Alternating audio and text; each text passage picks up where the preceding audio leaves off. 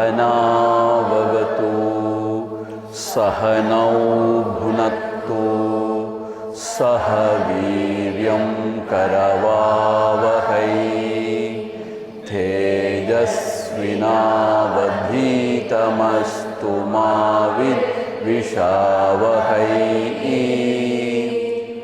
ॐ शान्ति शान्ति शान्तिः। അറിയാതീതരസീവര ധഗവാരിസഗുഗയിൽ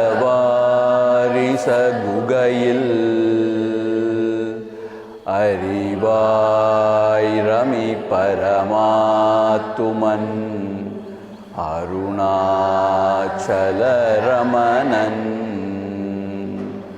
പരിവാൽ ഉളം മുരുകാനല பரனார்ந்திடு குகையார்ந்து அறிவாம் விழித்திரவாய் நிசம் அறிவாய் அது வெளியாம் அண்ணாமலையாய் அடியேனை ஆண்ட அன்றே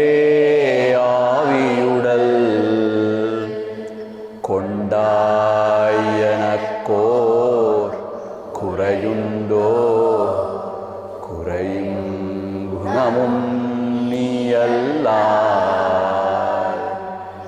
என்னேனிவற்றை என்னுயிரே எண்ணம் எதுவோ அது செய்வாய் கண்ணே கழலினையில் காதற் பெருக்கே தருவாயே கண்ணே உந்தன் கழலினையில் காதற் பெருக்கே தருவாயே. அருணாச்சலம்.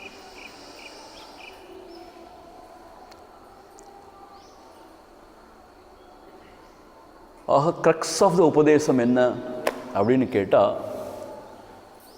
இந்த தேகம், இந்திரியங்கள், பிராணன், மனபுத்தி இவையெல்லாம் ஜட சம்பந்தமானவை.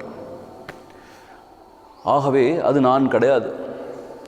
அப்போ என்னோட உண்மையான ஸ்வரூபம் என்ன? என்னுடைய ஸ்வரூபம் சித் ஸ்வரூபம். அறிவே என்னுடைய ஸ்வரூபம், பூரண நல்லறிவு. அதுதான் என்னுடைய ஸ்வரூபம். அதுதான் சம்வித் அப்படின்னு இங்கே குறிக்கிறார். சம்வித் அப்படின்னு சொல்கிறார்.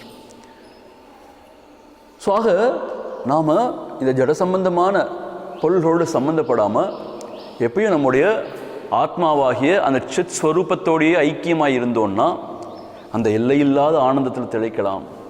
அப்போ நமக்கு மரண பயம் கிடையாது. அப்போ நமக்கு இந்த சம்சார துக்கம்லாம் கிடையாது. இதுதான் நம்ம பார்த்துருக்கோம் இல்லையா? அது மாத்திரம் இல்லை, இந்த சம்வித்னு சொல்கிற இந்த சித் ஸ்வரூபம் இருக்கே, அது எல்லாத்துக்கும் சாட்சியாக இருக்குது. இது எல்லாத்துக்கும் சாட்சியாக இருக்குது. இப்போ நம்ம பார்த்தோம், இந்த 3 அவஸ்தைகள்னு பார்த்தோம் இல்லையா? ஜாகிரத், சொப்ன, சுஷுப்தி, விழிப்பு, கனவு, ஆழ்ந்த உறக்கம். இது எல்லா அனுபவத்துக்கும் அது சாட்சியாகவே இருக்குது. எல்லாத்தையும் பார்த்துட்டே இருக்குது. எதனாலும் அது பந்தப்படலை, எதனாலும் அது கலக்கமுறலை. அதுக்கு சுகதுக்க நிகழ்ச்சி எல்லாம் கிடையாது. அப்படி இருக்கு இந்த சம்வித் சாட்சி. அது மாத்திரம் இல்லை, இங்கே உள்ள எல்லா பொருள்கள் எண்ணங்கள்லாம் அதுதான் விளக்குது. புத்தியில் அது பிரதிபலித்து சிதாபாசனா அதுதான் எல்லாவற்றையும் விளக்கக்கூடியதாக இருக்குது. அதுதான் எல்லாருடைய இதயத்தையும் நான் ஸ்புரித்து கொண்டிருக்கு. அகம் அகம் தயா ஸ்புரதிகள் ஸ்வயம். அதுதான் என்னுடைய உண்மையான ஸ்வரூபம். அது மாத்திரம் இல்லை, இந்த உலக காட்சிகள்லாம் கூட இதில் ஒரு தோற்றம் மாத்திரம்தானே ஒழிய சத்தியம்னு சொல்ல முடியாது. உலக காட்சிகள் இதில் ஜஸ்ட் ஒரு தோற்றம் மாத்திரம்தான். இது எப்படி வானத்தில் ஆகாசத்தில் கோட்டையை கட்ட முடியாதோ, ஆனால் அந்த மாதிரி கந்தர்வ நகரம்லாம் ஒரு தோற்றமாக இருக்கோ, அதுபோல் இது ஒரு தோற்றம் மாத்திரம்தான்.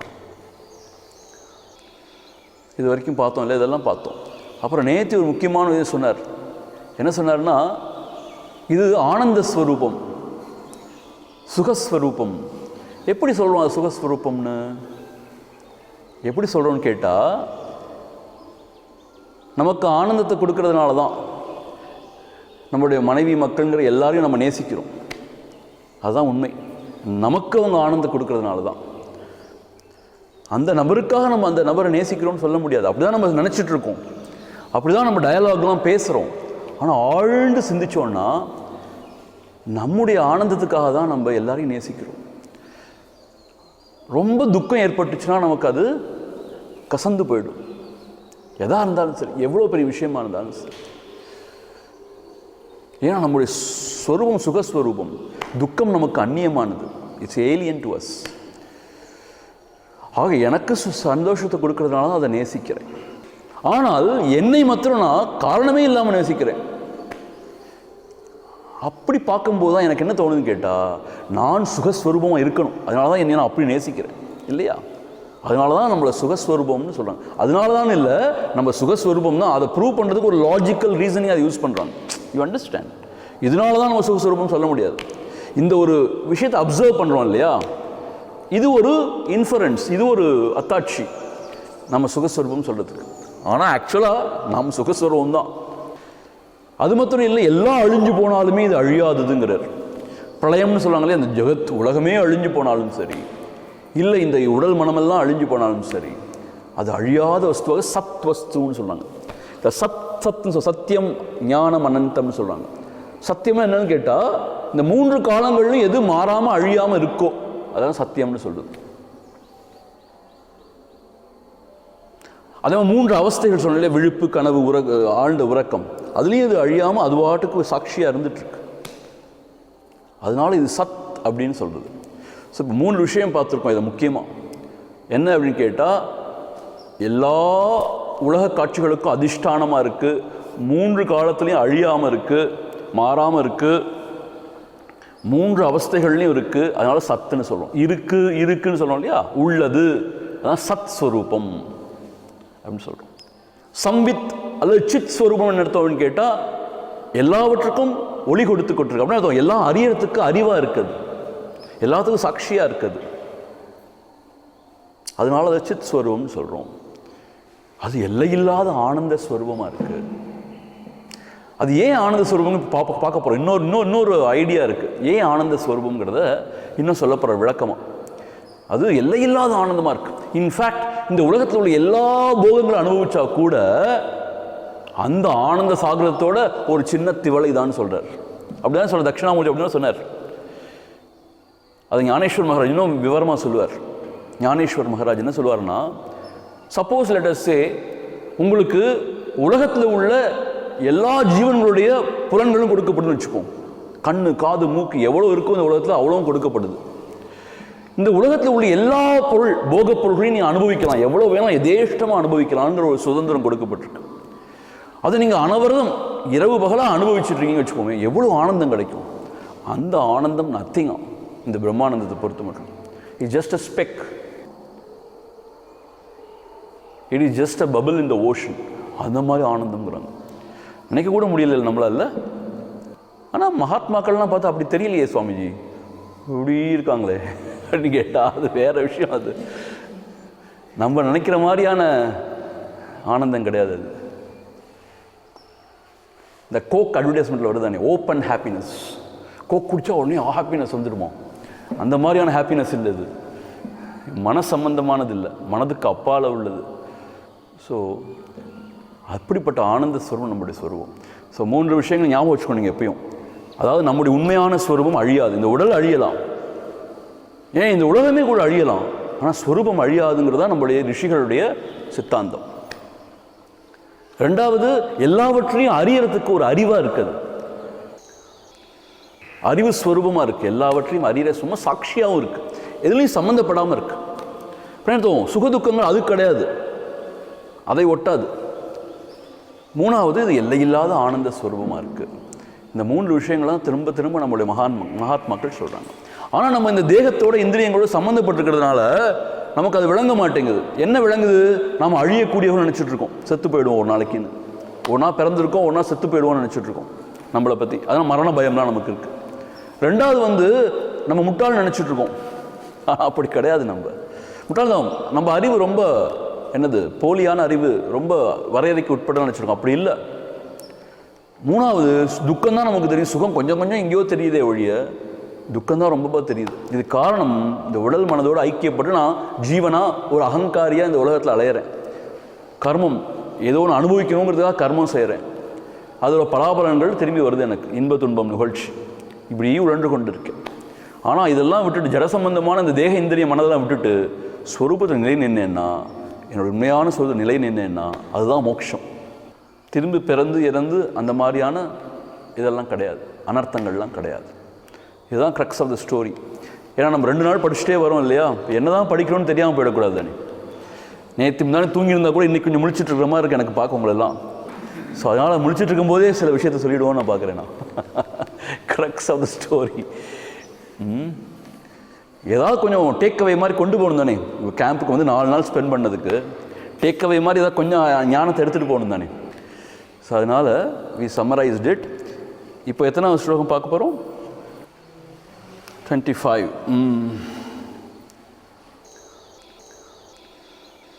ஆதௌ த்வமேவ சத்பூஹு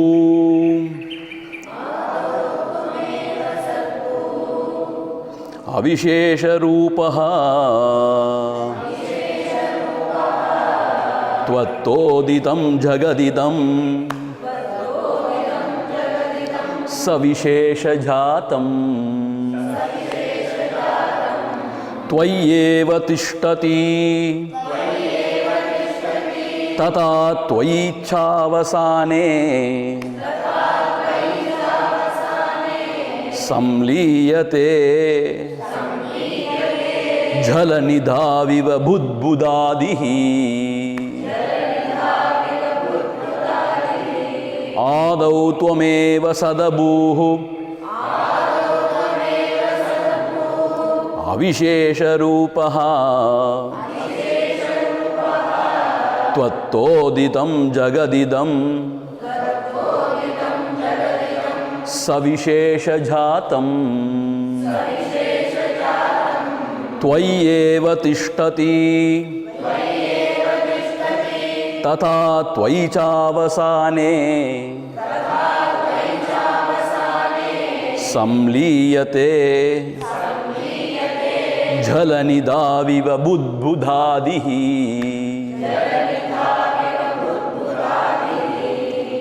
ஆதவ் ஆரம்பத்தில், त्वमेव सदभूஹு அவிசேஷ ரூபஹா நீ மட்டும்தான் இருந்தாய். त्वमेव உன்னுடைய ஸ்வரூபம் சொல்றோம் இல்லையா, நீனா இந்த உடல் மனம் இல்லை. நம்ம ஸ்வரூபம் சம்வித்லாம் சொல்கிறோம் இல்லையா, ஸ்வரூபம் ஸ்வரூபம்னு, அது மட்டும்தான் இருந்ததான். நீனா உன்னுடைய ஸ்வரூபம் மட்டும்தான் இங்கே இருந்தது. அவிசேஷ ரூபஹா அர்த்தம், எந்த விசேஷமும் குணகுரி அற்று, நாமரூபங்கள் அற்று இந்த ஸ்வரூபம் மாத்திரம்தான் இருந்தது. இது எங்கேயோ கேள்விப்பட்ட மாதிரி இருக்கே சுவாமிஜி. நம்ம ஆரம்பத்தை அப்படி தான் கிரியேஷன் பற்றி படித்தோம் இல்லையா. என்ன படித்தோம்? அந்த பிரம்மஸ்வரூபம் மாத்திரம்தான் இருந்ததுன்னு படித்தோம். இப்போ என்ன சொல்ற? நீ மட்டும்தான் இருந்தாயின்னு சொல்றார். இப்போ என்ன அர்த்தம்? நீ பிரம்மஸ்வரூபம், உன்னுடைய உண்மையான ஸ்வரூபம் பிரம்மஸ்வரூபம். அதுதான் நம்ம புரிஞ்சுக்கணும் இங்கே. ஆக அவிசேஷ ரூபகான்னு அர்த்தம், இந்த மாதிரி நாம ரூபங்கள் குணவிசேஷங்கள்லாம் இல்லாம சத் மாத்திரமாய், இருப்பு மாத்திரமாய் நீ இருந்தாய். தொத்தோதிதம் ஜெகதிதம், உன்னில் தான் இந்த உலகம் தோன்றுகிறது. வெயிட், என்ன சுவாமி சொல்றீங்க? உன்னில்னா இந்த உடம்பு மனசுல இல்லை, உண்மையான சம்வித்னு சொல்றோம் இல்லையா, நம்மளோட உண்மையான ஸ்வரூபம், அதுதான் எல்லாம் தோன்றியது. இங்கேதான் நம்ம என்ன புரிஞ்சுக்கணும்னா, இவை எல்லாம் மனோமயம், எல்லாமே விருத்தி ஸ்வரூபம் தான், எல்லாம் எண்ணங்கள் தான் அப்படின்னு பகவான் சொல்லுவார், பகவான் ஸ்ரீ ரமண மகர்ஷி. அதற்கமைய எண்ணில் தானே எண்ணங்கள்லாம் தோன்றுறது இல்லையா? எண்ணங்களுக்கு அப்பால் இந்த உலகம் கிடையாதுங்கிறதா நம்ம அத்வைத சித்தாந்தம். ஆக உன்னில் தத்தோதிதம் ஜெகதிதம், உன்னில் தான் இந்த உலகம் தோன்றுகிறது. சவிசேஷ ஜாத்தம், நாம ரூபங்களை கொண்ட மற்ற விசேஷணங்களை கொண்ட இந்த உலகம் உன்னில் தான் தோன்றுகிறது. தொய்யேவ திஷ்டதி, உன்னிலேயே நிலை பெற்றிருக்கிறது. ததா தொய்ச்ச அவசானே சம்லீயத்தே, முடிவில், அவசான முடிவில் உன்னிலேயே அது லயமாகிறது. எப்படி? ஜலநிதாவிவ புத்புதாதிகி, புத்புதாதிகினா நீர்க்குமிழி, குமிழி, அது கடல்ல அப்படியே தோன்றி தோன்றி மறையிற மாதிரி. ஆதிகினா எல்லாமே அலை நுரை குமிழ் நீர்க்குமிழி எல்லாமே கடல்ல அப்படியே தோன்றி தோன்றி மறையிற மாதிரி உன்னில் தான் இந்த உலகம் தோன்றுகிறது. என்ன சுவாமிஜி இப்படி சொல்றீங்க? நான் நேற்று வந்தேன், ஒரு 20-30 வருஷத்துக்கு முன்னாடி வந்தேன், பிறந்தேன்னா நான் செத்து போயிட போகிறேன், என்னில் எப்படி இந்த உலகம் தோன்ற முடியும்? உலகம் எவ்வளோ காலமாக இருக்குது நினைக்கிறோம் இல்லையா? ட்ரெடிஷ்னல் வேதாந்த தாட் என்னன்னு கேட்டால், உன்னில் சொன்னால் இந்த சம்வித் சொல்கிறோம், அழியாத பொருள்னு சொல்கிறோம் இல்லையா, அந்த விஷயத்தில் அர்த்தம். அதான் நம்முடைய ஸ்வரூபம் சொன்னோம் இல்லையா, அந்த விஷயத்தில் அது எப்பயுமே இருக்கிறதா சொல்கிறோம் இல்லையா. உடம்பு தான் பிறந்தது, அழிய போகுது, மனபுத்தி தான் மாறுபாடு அடைஞ்சிட்டே இருக்கு. ஆனால் அது மாறுபாடு அடையாமல் எப்பயும் இருக்கிறதா இருக்கு இல்லையா அந்த என்னுடைய ஸ்வரூபம். ஆக அந்த ஸ்வரூபத்தில் தான் இந்த உலகம் தோன்றியது. என்ன அர்த்தம்னு கேட்டால், இந்த உலகம் மனோமயமாக தான் தோன்றுது. கனவுல எப்படி தோன்றுதுன்னு சொன்னோம் இல்லையா, சும்மா இருக்கும் ஆனால் உலகம்லாம் தோன்றுது மனசில். அது மாதிரி தான் இப்பயும் தோன்றதா சொல்கிறாங்க. நம்ப முடியாமல் இருந்தாலும் அப்படி தான் சொல்கிறாங்க ரிஷிகள் மகாத்மாக்கள்லாம். ஆக அந்த சம்வித்னு சொல்லக்கூடிய அந்த ஸ்வரூபத்தில், அதில் தான் இந்த உலகம்லாம் தோன்றுது. நிலை பெற்று இருக்கு. நல்ல ஆழ்ந்த நிதிரையில் போனோம்னா அது ஒடுங்கிடுது. எப்படி சொல்றீங்க? நிதிரையில் போனால் உலகம் ஒடுங்கிடுமா? நம்ம உலகத்தை சாலிடான 3 டைமென்ஷனாக நினச்சிட்டு இருக்கோம். அதில் குளோப் வேற போட்டுறாங்க. இங்கே இது இருக்குது, அங்கே அது இருக்குது, அங்கே எது இருக்குது, அங்கே யூகே இருக்குது, அங்கே யூரோப்பில் அந்த கண்ட்ரீஸ்லாம் இருக்குது, இங்கே யூஎஸ் இருக்குது, இதெல்லாம் இருக்கணும் ஒரு சாலிடாக இருக்குன்னு நினச்சிட்டு இருக்கோம் அந்த உலகம். அப்படி இல்லையா? ரொம்ப ஆச்சரியமான விஷயம் இதெல்லாம். நம்ம பார்க்குறதுனால தான் உலகம் இருக்கான், உலகம் இருக்கிறதுனால நம்ம பார்க்கலையாம். இதெல்லாம் யாராவது நம்புவாங்களா? யாராவது இதெல்லாம் பைத்தியக்காரன்னு சொல்ல மாட்டாங்க. அப்படி தான் ரிஷிகள் சொல்கிறாங்க. அதான் உங்களை பைத்தியக்காரன் முத்திரை குத்தி வச்சிடறோம், விசரன் அப்படின்னு சொல்லிடுறோம். உன்னிலேயே அந்த சம்வித்ங்கிற பொருளில் தான் எல்லாம் தோன்றுகிறது, நிலை பெற்று இருக்கிறது, அதிலேயே தான் எல்லாம் லயமாகிடுது. எப்படி? இந்த கடலில் ஜலநிதவ், அந்த கடலிலே தோன்றுகின்ற அந்த நீர்க்குமிழி அலைகள் போல. ஆக என்னிலே தான் தோன்றுகிறது, என்னிலே நிலை பெற்றிருக்கிறது, என்னிலேயே அழிந்து போகிறது. எல்லாவற்றுக்கும் அதிஷ்டானமாய் நான் இருப்பதால் சத்தியம், சத்திய வஸ்து என்று சொல்லப்படுகிறேன். எல்லாவற்றையும் விளக்கிக் கொண்டு, ஒளிர்வித்து கொண்டு, எல்லாவற்றுக்கும் சாட்சியாக இருப்பதால் சித் என்று சொல்லப்படுகிறேன்.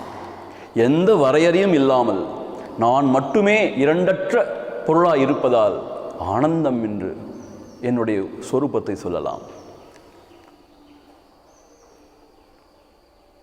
என்னுடைய ஸ்வரூபத்தில் நிலை பெறும் பொழுது எனக்கு சுகதுக்கமோ நல்லது கெட்டதோ இருமைகளோ கிடையவே கிடையாது. இருமை பேர் ஆஃப் ஆப்போசிட்ஸ். நிஷ்சலமாக இருக்கிறேன். இதுதான் பேசிக் ஃபண்டமெண்டல் வேதாந்திக் தாட். ஆக முதல்ல என்ன சொன்னார்? ஆரம்பத்தில் அது மாத்திரம்தான் இருந்தது. அப்புறம் அதிலிருந்து இந்த ஜெகத்தெல்லாம் எப்படி தோன்றியது? கடல்ல காத்து வீசினா எப்படி அலை அலையா தோன்றுதோ அது போல இந்த மாயாங்கிற காத்து வீசினா வந்தது சொன்னார் இல்லையா. இங்க என்ன சொல்ற? உன்னில் தான் இங்கே தோன்றுகிறதுன்னு சொன்னா என்ன அர்த்தம்னு கேட்டா, நீ அந்த பிரம்மஸ்வரூபம் தாங்கிறது தான் இங்கே பொருள். அதனால உன்னுடைய அந்த உண்மையான ஸ்வரூபத்திலிருந்து தான் இதெல்லாம் தோன்றுகிறது, நிலை பெற்றிருக்கிறது, உன்னிலேயே அது லயமாகிறது. நீ தான் எல்லாத்துக்கும் அதிஷ்டானமாக இருக்க என்பதாக இந்த செய்யுள்ள சொல்கிறார். இதுதான் கைவல்ய உபனிஷத்து சொல்லுது. மையேவ சகலம் ஜாதம் மையேவ பிரதிஷ்டிதம் மயி சர்வம் லயம் யாதி. அந்த அத்வய பிரம்மம் தான் நான். எதிலே எல்லாம் தோன்றுகிறதோ, நிலை பெற்றிருக்கிறதோ, மீண்டும் எல்லாம் லீனமாகிறதோ. இன்னொரு விஷயம் உங்களுக்கு சொல்கிறேன், இதெல்லாம் கட்டுக்கதை கிடையாது, நம்மளுடைய அனுபவமாகவே நம்ம உணர முடியும். எப்படி சுவாமி உணர முடியுமான்னு உணர முடியும். ஆக இதெல்லாம் அனுபவம், இது கட்டுக்கதை கிடையாது. அதனால இது ஏதோ காக் அண்ட் புல் ஸ்டோரி நினைக்க வேண்டாம். நீங்கள் அனுபவமாக அவங்க உணர்ந்திருக்காங்க. ஆகவே எல்லாத்துக்கும் அதிர்ஷ்டம். ஸோ அப்பேற்பட்ட பொருள் நாம் நம்மளே குறுக்கி கொண்டு இந்த உடல் நினச்சி கொண்டு எவ்வளோ இன்னல்களுக்கு ஆளாரம் பாருங்க. பிறக்கிறோம், இறக்கிறோம், தேயறோம், அழியறோம்லாம் நினச்சிட்டு இருக்கோம் நம்ம. அது மாத்திரம் இல்லை, இந்த மனதோட புத்தியோட சம்மந்தப்பட்டு கொண்டு எவ்வளவு உணர்வுகள், ஒரே குழப்பம், உணர்ச்சி பெருக்காக இருக்கும். இப்போ பாரு, சுகம் இல்லை துக்கம், துக்கம் துக்கம், நல்லது கெட்டது, வேண்டும் வேண்டாமை, இப்படி உழன்று கொண்டு இருக்கோம். ஆனால் நம்முடைய உண்மையான ஸ்வரூபம் இப்படிப்பட்டது. இதை தான் குருநாதர் நமக்கு உணர்த்துறார். நீங்கள் இப்படி துன்பப்பட வேண்டிய அவசியமே இல்லைப்பா. ஏன்னு கேட்டால் உன்னுடைய ஸ்வரூபம் ஆனந்தமானது, அழியாதது, எல்லாவற்றுக்கும் சாட்சியாக இருப்பது. நீ அனாவசியமாக உன்னை உடல் மனம் என்று குறுக்கி கொண்டு நினைத்து கொண்டு இங்கே அல்லலுகிறாய். ஆக இந்த உடல் மனதோடு உள்ள சம்பந்தத்தை விட்டுட்டேன்னா, ஜட சம்பந்தத்தை விட்டுட்டேன்னா, சித் ஸ்வரூபமாகவே எப்பயும் இருந்துட்டேன்னு சொன்னால் உனக்கு ஆனந்தம் தான் எப்பயும்.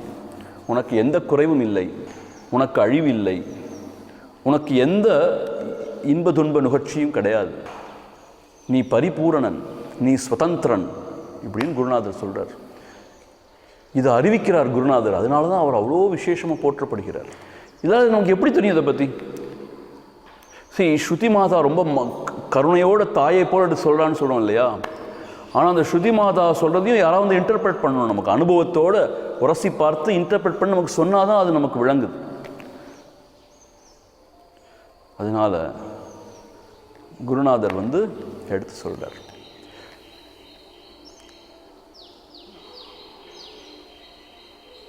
ஆனால் இதுதான் ரகசியம். ஏன் ரகசியம் கேட்டால், எவ்வளோ சொன்னாலும் விளங்காது. அதான் ரகசியம். ரகசியம்னா யாரும் சொல்லக்கூடாதுன்னு கிடையாது. இது சொன்னாலும் விளங்க மாட்டேங்குது. அதுதான் ரகசியமாக இருக்குது. ராஜவித்யா ராஜகுஹ்ய யோகம்னு இருக்கு 9th சாப்டர். அதில் குருதேவர் தான் சொல்கிறார். ராஜகுஹ்யம்னு சொன்னால், சீக்ரெட்னு சொன்னால், அது காரணம் என்ன, யாரும் சொல்லக்கூடாதுன்னு கிடையாது. அப்படி நினச்சி தான் நிறைய பேர் சொல்லாமல் விட்டாங்க. யாருக்குமே கீதையை பற்றி சொல்ல சீக்ரெட் கொஞ்சம் பேருக்கு தான் தெரியணும். அப்படி இல்லை, அப்படி இல்லை. குருதேவர் எப்படி இன்டர்பிரட் பண்ணுறாருன்னா, ஏன் குஹ்யம்னு கேட்டால் ஓப்பனாக சொன்னாலுமே ஒன்றுமே விளங்க மாட்டேங்குது. அதனால சீக்ரெட்டாக இருக்கு. இன்னும் தத்துவம் அசி, அதுதான் கடைசி உபதேசம். நீயே அதுவாக இருக்கிறாய். அதுன்னு என்ன அர்த்தம்? பரபிரம்மம், அந்த பூரண பரபிரம்மமாக இருக்கிறான்னு சொல்லியாச்சு. நமக்கு என்ன விளங்குச்சு? அப்படியா? நீங்கள் சொன்னால் சரியாக தான் சொல்லியிருக்கோம், நாங்கள் ஒத்துக்கிறோம். ஆனால் ஒன்றும் விளங்கலை அதை பற்றி. திருப்பி we continue to be a miserable jiva only. After hearing all this, we continue to be miserable jiva only. So Guru Maharaj himself is defeated. So nothing could be done. அப்படி ஆயிடுச்சு. ஸோ இது ஏன் சீக்ரெட்னா, எவ்வளோ சொன்னால் விளங்க மாட்டேங்குது. அது யாருக்கு விளங்கும்னு கேட்டால், எப்பஷ்யதி சப்பஷ்யதி, யாருக்கு விளங்குமோ அவங்களுக்கு தான் விளங்கும். இது என்ன சுவாமிஜி கொடுமைன்னு கேட்டால் அப்படி தான். அது எப்பஷ்யதி சப்பஷ்யதி, யாருக்கு விளங்குதோ அவங்களுக்கு விளங்கும், விளங்காதவங்களுக்கு விளங்கவே விளங்காது. அதுதான் அவனை விளங்காதவன்னு சொல்கிறோம். தமிழில் ஒரு ஏச்சு இருக்குது, ஒரு வசை பாடுவான், இவன் விளங்காதவன்டா அப்படின்னு. என்ன அர்த்தம்னா, எவ்வளோ சொன்னாலும் அவனுக்கு விளங்காது. சரி, அவனுக்கு ஏசலை. ஆக்சுவலாக ஒரு ஃபேக்டை எடுத்து சொல்கிறோம், அவனை ஏசவே இல்லை, ஒரு ஃபேக்டை சொல்கிறோம். அவன் விளங்காதவன்னா அவனுக்கு விளங்காது, அவன் புத்தி ரொம்ப மந்தமாக இருக்குது, எப்பயும் தூக்க கலக்கத்திலேயே இருக்கான். தூக்கம்னா என்னதோ ரஜஸ் தமஸ்லேயே அவன் மனசு இருக்கான், அவனுக்கு விளங்காது அவனுக்கு. அதான் அவனை விளங்காத பையன்னு சொல்கிறோம் அவனை. ஆனால் விளங்குறவனுக்கு விளங்கிடும், விளங்காதவனுக்கு விளங்கவே விளங்காது. விளங்காதவனுக்கு எவ்வளோ சாஸ்திரத்தை எடுத்து விளக்கினாலும் விளங்காது, ஆனால் சாஸ்திரம் பிரயோஜனம் இல்லை அவனுக்கு. விளங்குனவனுக்கு சாஸ்திரம் பிரயோஜனமே இல்லை. விளங்கிடுச்சு அவனுக்கு, அப்படி சாஸ்திரம் அவனுக்கு. ஸோ அதனால் சாஸ்திரம் பிரயோஜனமே இல்லை யாருக்குமே. இதை நான் சொல்ல, விவேக சூடாமல்ல ஆதிசங்கர் சொல்கிறாரு. ரொம்ப விசித்திரமான விஷயம் தான். ஆக என்னுடைய ஸ்வரூபம் இப்போ ஏற்பட்டது, இதில் தான் எல்லாமே தோன்றுகிறது. எல்லாமே வா, ஆமாம் எல்லாமே. அண்ட சராசரங்கள் நம்ம சொல்கிறோமே, இந்த கேலக்சிஸ் சொல்கிறோமே, எவ்வளவோ கேலக்சிஸ் இருக்குதுன்னு சொல்கிறோமே, இது எல்லாமே எண்ணில் தான் தோன்றுகிறது. என்ன சுவாமிஜி? ஆமாம், இதெல்லாம் மனக்கற்பனையாக தான் தோன்றுது. அப்படி ஒன்று இல்லவே இல்லைங்கிறாங்க. பாம்பு இல்லவே இல்லை, கயிறு தான் இருக்குன்னு சொல்கிற மாதிரி இதெல்லாம் மனக்கற்பனையாக இருக்கே ஒழிய இது சத்தியமாக இல்லை. ஆக்சுவலாக ஏன் இல்லைன்னா, எது இருக்குன்னு சொல்ல முடியும்? 3 அவஸ்தையிலேயே 3 காலத்தில் இருக்கிறது தான் இருக்குன்னு சொல்ல முடியும். ஆழ்ந்த நிதிரையில் அதெல்லாம் இல்லாமல் போயிடுது. அப்போ எப்படி சத்தியம்னு சொல்ல முடியும்? அது தோன்றி மறையிற காட்சியாக தான் அதை பார்க்க முடியும்னு சொல்கிறாங்க. அப்போ ஒவ்வொரு நாளும் அதே நபரை பார்த்துட்டு இருக்கோமே, இந்த சேம் ஃபேஸை பார்த்துட்டு இருக்கோம், சேம் ஸ்பேஸ் இடங்களை பார்த்துட்டு இருக்கோம். அதெல்லாம் என்ன அப்படின்னு கேட்டால், அப்படித்தான் அது மாயா காரியம். அதெல்லாம் இருந்தாலுமே அது நீள் கனவு, அப்படி தான் சொல்கிறாங்க பெரியவங்க. ஆக இதுதான் என்னுடைய ஸ்வரூபம். அப்புறம் பாருங்க அடுத்த செய்யுள். வியாபித்வ ஹேது பலதோ நதிஷாஸ்தி மேந்தஹ நித்யத்வ ஹேது பலதஹ சனகாலதோந்தஹ சார்வாத்ம்ய ஹேது பலதஸ்ச நவஸ்துதோந்தஹ தஸ்மாதனந்தமிதி மே நிஜ ரூபமாஸ்வ. Brilliant exposition, I tell you. Sadashiva பிரம்மேந்திரோட exposition is a brilliant exposition. என்ன சொல்றாங்க? இன்னொரு வாட்டி படிப்போம். வியாபித்வ ஹேது பலதஹ நதிஷாஸ்தி மேந்தஹ நித்யத்வ ஹேது பலதஹ ந காலதோந்தஹ சார்வாத்ம்ய ஹேது பலதஸ்ச நவஸ்துதோந்தஹ தஸ்மாதனந்தமிதி மே நிஜ ரூபமாஸ்வ.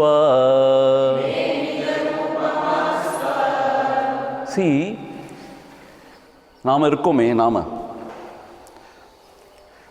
இந்த 3 பேராமீட்டர்ஸ், இந்த 3 விஷயங்கள்னால we become limited. லிமிட்னா ஒரு வரையறைக்கு உட்பட்டவர் ஆயிடுறோம் நம்ம. என்ன அப்படின்னு கேட்டால், தேச கால வஸ்துன்னு சொல்லுவாங்க. தேசத்தினால நம்ம வரையறுக்கப்பட்டிருக்கோம். அப்படி என்ன அர்த்தம்? நான் இங்கே தான் இருக்கேன், அங்கெல்லாம் நான் இல்லை, அப்படிதானே? நான் இங்கே தான் உட்காந்துருக்கேன், அங்கெல்லாம் நான் இல்லை தானே? ஸோ தேசம்னா ஸ்பேஸில் ஐ எம் லிமிட்டட். புரியுதா நான் சொல்கிறது? தேசம்னா ஸ்பேஸ், தேசம்னா நேஷன் கிடையாது. அது ஒரு அர்த்தம் இருக்குது. ஆனால் இங்கே சமஸ்கிருத தேசன்னு சொன்னால் space. I am limited by space. ஏன்? இங்கே தான் நான் உட்காந்துருக்கேன், அங்கெல்லாம் நான் இல்லை, வேறு யாரோ நான் உட்காந்துருக்காங்க. ஐ எம் லிமிட்டட் பை ஸ்பேஸா? Right. I am limited by time. ஏன்? நான் பிறந்தேன் கொஞ்சம் காலத்துக்கு முன்னாடி, அப்புறம் இப்போ வாழ்ந்துட்டுருக்கேன், என்னோட உடம்பெல்லாம் தேஞ்சிட்டே போகுது, நான் அழிஞ்சு போகிறேன். I am limited by time. I am so much limited by time. ஏன்? டைம் ஆச்சு டைம் ஆச்சு டைம் ஆச்சுன்னு ஓடிட்டே இருக்கும் எல்லாத்துக்கும். ஆனால் சில பேருக்கு டைம்லாம் கிடையவே கிடையாது. போய்க்கலாம், இப்போ என்ன 6:45 7:45 போனால் என்ன இப்போ ஆகிட போகுது? எப்படி இருந்தாலும் ஒன்றும் புரிய போகிறதில்ல. போய் என்ன செய்யணும்? கேட்டுப்போம், மெதுவாக கேட்டுப்போம் அப்படிங்கிற மாதிரி. சின்ன குழந்தைங்களா இருந்தால் அவங்களை கோச்சிக்கலாம், பெரியவங்களை கோச்சிக்கிட்டு அப்புறம் நமக்கு கஷ்டமாயிடும். அது they are beyond time, beyond space, beyond time. So timeless. ஆனால் we are limited by time.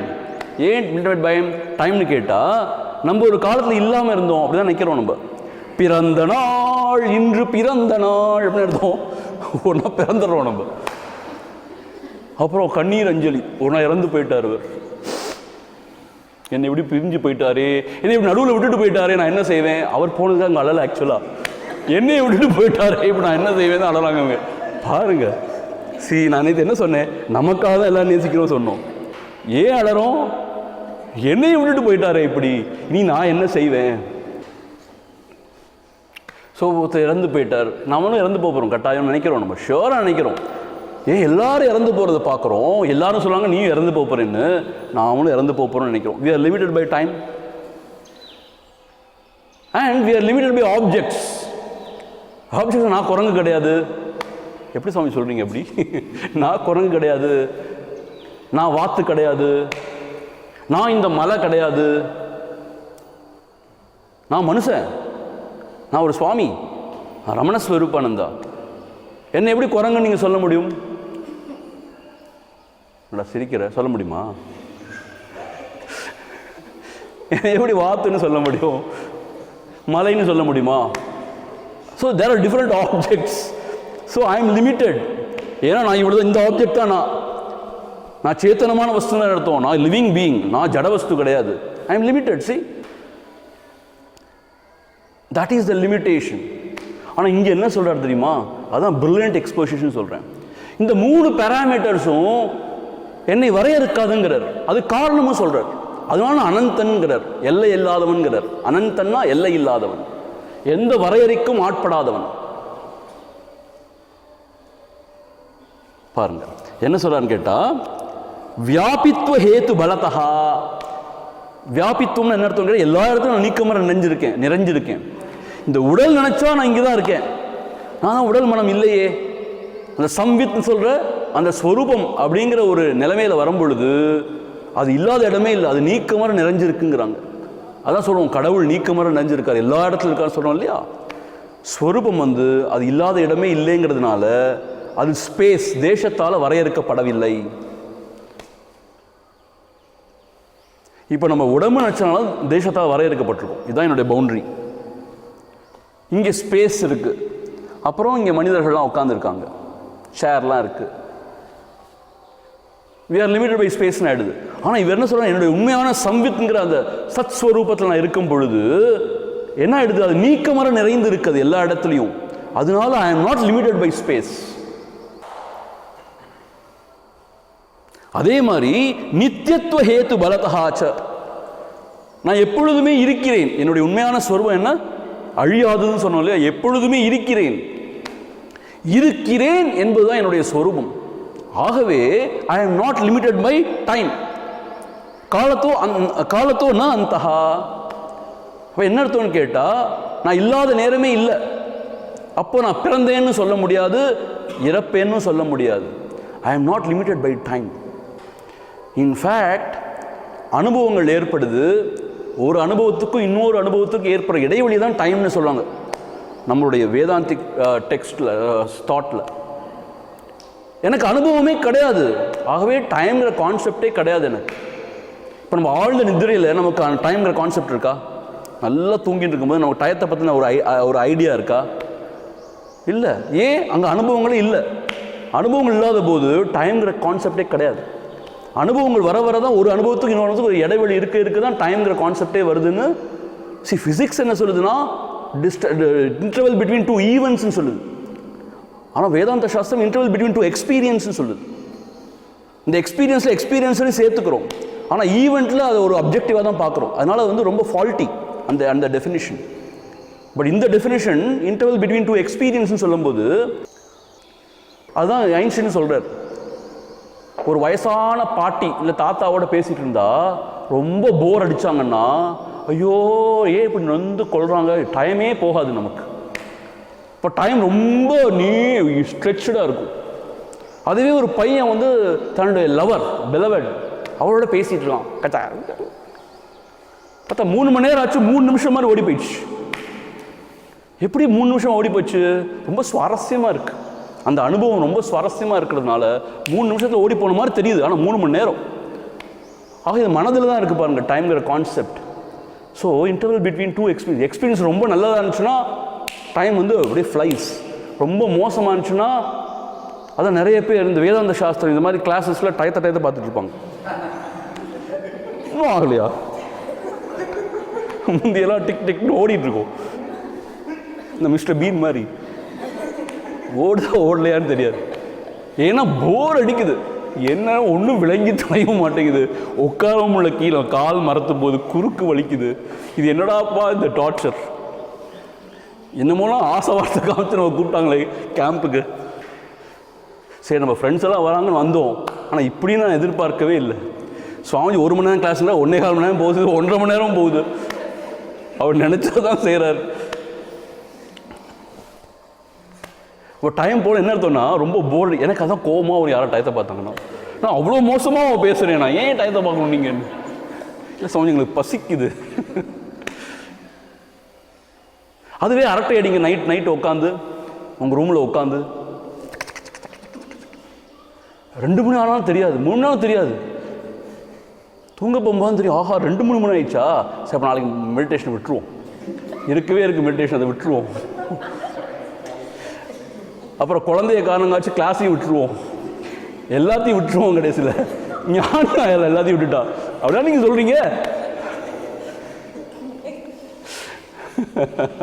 First வேதாந்த சிரவணத்தை விட்டுடுவோம்.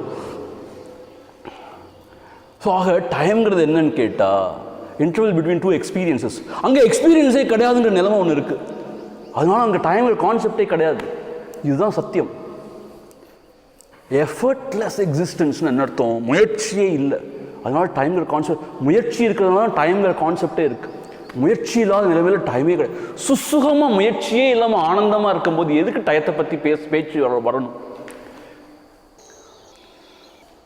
இப்போது உட்காந்துருக்கும்போது 1/2 மணி நேரம் உட்காந்தேன், 2 மணி நேரம் உட்காந்து ஏன் சொல்கிறோம் டயத்தைன்னா உட்கார முடியலதுக்கு மேலே டிசீஸ் டிஸ்கம்ஃபர்ட் வந்துடுது. அதனால டைம்ங்கிற கான்செப்ட் வருது. சுகமாக உட்காந்தே இருக்க முடிஞ்சதுன்னா அப்போ டைமே இல்லை தானே. எந்த விதமாக மாறுபாட்டான எக்ஸ்பீரியன்ஸே இல்லாட்டி டைமே இல்லை தானே. அப்படியே சுகமாகவே இருக்கலாம் தானே.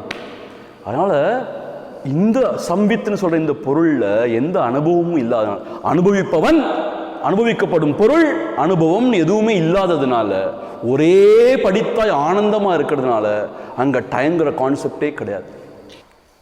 பா என்ன பிரில்லியன்ட் எக்ஸ்போசிஷன். ஆக நித்தியத்துவ ஹேத்துகு, நித்தியம் ஒரே படித்தாய் எப்பொழுதும் இருந்து கொண்டே இருக்க, மாறாம அழியாம. அதனால டைம்ங்கிற கான்செப்ட் அங்கே கிடையாது. அது மட்டும் இல்லை, சார்வாத்மிய ஹேத்து பலத்தகா, எல்லாருடைய இதயத்திலும் இது ஒளிர்கின்றதுன்னு சொல்கிறோம். அப்படின்னா இதுக்கு அந்நியமாக பொருளே கிடையாதுன்னு சொல்கிறோம். எல்லா பீயிங்ஸ் எல்லா இடத்துலையும் எல்லாருடைய இதயத்திலும் இருக்குன்னு சொல்கிறோம் இல்லையா. அதனால ஆப்ஜெக்ட்னால அதுக்கு வரையறை கிடையாது. So space, time and objects, தேச கால வஸ்துன்னு சொல்லுவாங்க. இந்த 3 நாள் தான் வி ஆர் லிமிட்டட் நம்ம இப்போ ஃபீல் பண்ணிகிட்டு இருக்கோம். ஆனால் அந்த சம்பித்துங்கிற நம்ம உண்மையான ஸ்வரூபத்தில் it is not limited by space, it is not limited by time, it is not limited by objects. Therefore it is அனந்தம், இட் இஸ் அன்லிமிட்டட். அனந்தம்னா அன்லிமிட்டட். Unlimited is bliss. சரி, பிளிஸ்ஸுக்கு ஒரு வரையறை என்னன்னு கேட்டால், எந்த வரையறையும் இல்லாத ஒரு நிலைமை தான் பிளிஸ். பிளிஸ்ங்கிறது மனசில் எழும்புற ஒரு உணர்ச்சி கிடையாது, வரையறையே இல்லாத ஒரு எக்ஸிஸ்டன்ஸ். இப்போ கூட நம்ம அப்படி தான் யோசிக்கணும் இல்லையா. யாரும் என்னை கட்டுப்படுத்தக்கூடாது, நான் நினச்சதை செய்வேன், அப்போ நான் சந்தோஷமாக இருக்கேன். இதை செய்யக்கூடாது அதை செய்யக்கூடாதுன்னு சொன்னால் கோவம் வந்துடும் எனக்கு. ஏன்? எனக்கு ஒரு லிமிட்டேஷன்ஸை போடுறாங்க, அதனால் கோவம் வந்துடுது எனக்கு. எப்போ நான் சந்தோஷமாக இருக்கேன்னு நினைக்கிறேன், நான் நினச்சதை செய்யணும். ஆனால் அப்படி நினச்சதை செய்யும்போது சந்தோஷமாக இருக்கோம்னா இல்லை, சில சமயம் போர் அடிச்சுடுது. நம்ம சந்தோஷம் நினைக்கிறது துன்பத்தை கொண்டு வந்து சேர்க்குது. இப்போ பார்த்தாலும் டிவியை பார்த்துட்டு அந்த ஃபோனை பார்த்துட்டு தலையடி வந்துடுது இல்லையா. நமக்கே நம்ம மேலே வெறுப்பு வந்துடுது. என்ன செஞ்சிட்ருக்கேன், வாழ்க்கையை வேஸ்ட் பண்ணிட்டுருக்கேன், சும்மா இதையே நோண்டிட்டு நை சி இல்லையா. ஆக இப்போ கூட நமக்கு ஏதாவது ஒரு லிமிட்டேஷன்ஸை யாராவது போட்டாங்கன்னா அவங்க மேலே கோபம் வருது. எதற்கும் அடங்காதவனாக இருக்கதான் ஆசைப்படுறேன் நான். நிரங்குஷா, அதான் சுதந்திரம் நினைக்கிறேன் இல்லையா. நம்முடைய சொர்மம் அப்படிப்பட்டது தான் உண்மையிலே. அதனால தான் எல்லாருக்கும் அப்படி இருக்கிறது ஆசையாக இருக்கு. எந்த வரையறையும் நமக்கு கிடையாது நம்மளோட உண்மையான ஸ்வரூபத்துக்கு. அதில் முக்கியமான வரையறை தேசம், limited by space. But we are not limited by space because as self we are omnipresent. எல்லா இடத்தும் நீக்கமாக நிறைந்து இருக்கோம். We are not limited by time because நித்தியம் மாறாத வஸ்துவாக இருக்கும். அதனால் நித்தியமாக இருக்கிறதுனால, அழிவே இல்லாததுனால I am not limited by time. And different objects, அதில் ஜட சைத்தன்யம்லாம் இப்போ பேசணும் இல்லையா, அந்த மாதிரி லிமிடேஷன் எனக்கு எதுவுமே கிடையாது. அப்படி இருக்கும்போது வரையறையே இல்லாத ஒரு எக்ஸிஸ்டன்ஸ் யோசிச்சு பார்த்தாலே எவ்வளோ ஆனந்தமாக இருக்குல்ல. அதுக்கு அந்நியமாக ஒன்றுமே கிடையாது. அது ஒரே படித்தாய் ஆனந்த ஸ்வரூபமாக இருக்கு. அதுதான் அந்த ஆனந்தம், அந்த நிலைமை, அந்த நம்முடைய ஸ்வரூபம். அதனால தான் இந்த மகான்கள்லாம் அதில் லயித்து இருக்கும்போது வெளியிலே வர்றதில்லை. இப்போ நம்ம பார்த்தோம் சதாசிவ பிரம்மேந்திரரே அந்த காவிரி கரையில் உட்காந்து சமாதியில் போன பிறகு அவ்வளோ பெரிய வெள்ளம் வந்து அடிச்சுட்டு போயிருக்கவரை, மண்ணில் புதஞ்சு போயிருக்கார். ஆனால் அவருக்கு ஒன்றும் தெரியலன்னு அர்த்தம். அப்படி ஒரு ஸ்டேட் இருக்குது நமக்குள்ள. என்ன ஸ்டேட்? எதனாலையுமே பாதிக்கப்படாத ஒரு ஸ்டேட் இருக்குது. அப்படி ஒரு ஆனந்தமான ஸ்டேட். அந்த ஸ்டேட்லேயே ஒருத்தன் திளைத்து இருந்தான்னா அவனுக்கு எதுவுமே தேவையில்லை, எதுவுமே தெரியாது. வெளியில் உள்ள விஷயங்களோ உள்ள விஷயங்களோ எதுவுமே இல்லை அவனுக்கு. He is not conditioned by space, time or causation by objects. வரையறையே இல்லாத ஒரு ஆனந்தம், ஒரு ஒரு ஒரு ஒரு எக்ஸிஸ்டன்ஸ், ஒரு இருப்பு நிலை. அதுதான் இந்த ஆனந்த நிலை. அனந்தம்னு சொல்கிறோம். அது எல்லை இல்லாத ஒரு நிலை. அது நம்முடைய ஸ்வரூபம், நம்முடைய ஒத்தொத்தருடைய ஸ்வரூபம் அதுதான். ஆனால் இந்த உடல் மனதாக நினச்சிக்கிறதுனால எல்லா வரையறையும் வந்துடுது. உடல் நினச்ச உடனே ஸ்பேஸில் கன்ஸ்ட்ரைன் வந்துடுது இல்லையா? அதே மாதிரி நம்மளுடைய மன புத்தி நினச்சதுனால அனுபவங்கள், சுக துக்க நுகர்ச்சியெல்லாம் இருக்கிறதுனால டைம்ங்கிற கான்செப்ட் வந்துடுது. எது சுகத்தை கொடுக்குதோ அது நல்லா இருக்குது, அப்படியே இருப்போம்னு நினைக்கிறோம். துக்கத்தை கொடுக்குதோ வேண்டவே வேண்டாம். இப்படினால டைம்ங்கிற கான்செப்ட்லாம் வருது. நீங்கள் யோசிச்சு பார்த்தா நல்லா ஆழமாக இப்படிலாம் யோசிச்சு பார்க்கலாம் நீங்கள். அதே மாதிரி ஆப்ஜெக்ட்ஸ், நான் அதான் இல்லை, எனக்கு அது வேணும், இது வேணும், இது அடைஞ்சேன், இது அடையலை, இதெல்லாம் லிமிட்டட் பை ஆப்ஜெக்ட்ஸ். பட் என்னுடைய ஸ்டேட் என்னன்னு கேட்டால் not limited by anything. ஆகவே நான் சுதந்திரன், ஆனந்த சாகரன். ஸோ இந்த வழியில் நடந்தோன்னா என்ன லாபம் அப்படின்னு கேட்டால் பூர்ண சுதந்திரம், எந்த கட்டுக்களும் கிடையாது. அது ஒன்றே போதும் இல்லையா இது சீக் பண்ணுறதுக்கு. எந்த சுகதுக்க நிகழ்ச்சியும் கிடையாது. ஆனந்தம் தான் நம்மளுடைய இயல்பாக இருக்கும். நமக்கு அழிவு கிடையாது. நம்மளுடைய சின்னத்தனங்கள்லாம் இல்லாமல் போயிடும். இந்த சின்னத்தனம் ஏதமாக இருக்குது நமக்கு. சின்னத்தனம் நம்மளுடைய அகங்காரம் எழும்புது, நான்னு சொல்லிட்டு எனதுன்னு சில விஷயங்களை பற்றிக்குது. அந்த எனது மட்டும்தான் எனக்கு ஸ்பெஷல், அது இழந்துடக்கூடாதுன்னு தவிக்குது. அதுக்காக தான் சின்னத்தனத்தில் ஈடுபடுது. எவ்வளவோ சின்னத்தனத்தில் ஏன் ஈடுபடுதுன்னு கேட்டால் இந்த நான் எனதுங்கிற உணர்வுனால தான். இந்த நானே அற்றுப்போன நிலையில் சின்னத்தனமே கிடையாது நமக்கு. நமக்குள்ள நிறைய சின்னத்தனங்கள் அற்பத்தனங்கள் நிறைய இருக்குது நமக்குள்ள. அது காரணம் நான் எனது தான். எவன் ஒருவன் இந்த அகங்காரம் அழிஞ்சு போகிறானோ அவன் தான் உண்மையிலேயே உதார ஹிருதயனாக இருக்க முடியும், ப்ராட் மைண்டடாக இருக்க முடியும், லார்ஜ் ஹார்ட்டடாக இருக்க முடியும். அவன் தான் எல்லாரையும் அரவணைச்சிக்க முடியும். அப்படி இல்லாமல் நான் எனதிலேயே சிக்கி தவிக்கிறனால எப்போ பாரு வெறுப்பில் உழன்று கொண்டு இருப்பான். அதனால அவனுக்கு துன்பம் தானே ஒளி இன்பமே கிடையாது. துன்பம் தானே ஒளி இன்பமே கிடையாது. துன்பம்னு தெரிஞ்சே துன்பத்தை நம்ம தழுவணும்னா நம்மள மாதிரி முட்டாள் யாரு? ஆக இந்த உடம்பு மனசுங்கிறதுனால தான் எல்லா வரையறையும், எல்லா துக்கமும் அதனால தான். இந்த உடம்பு மனதெல்லாம் நான் இல்லைன்னு ஒரு நிலையில் இருந்தோன்னா, தேச கால வஸ்து அப்படிங்கிற எந்த வரையறையும் இல்லாததுனால அனந்தம் எல்லை இல்லாதவனாக, ஆனந்த வடிவனாக, ஆனந்த ஸ்வரூபனாக நான் இருக்கின்றேன். இதுதான் என்னுடைய உண்மையான ஸ்வரூபம். அப்படிப்பட்ட என்னுடைய ஸ்வரூபத்தில் தான் இந்த ஜகத் காட்சி எல்லாம் தோன்றுகிறது. சித்திரமாம் இகுதெல்லாம் செம்மலையே நின்பாலே உத்திதமாய் நின்றே ஒடுங்கிடுமால். நித்தியமும் நான் என்று இதயம் நடித்திடுவையால் தான் இதயம் என்றுரைப்பர் தான் இல்லையா? ஆக என்னுள்ளே தான் எல்லாமே உதிக்கிறது. இந்த உலக காட்சிகள்லாம் அந்த எண்ணங்கள்லாம் என்னுள் தான் உதிக்குது இல்லையா?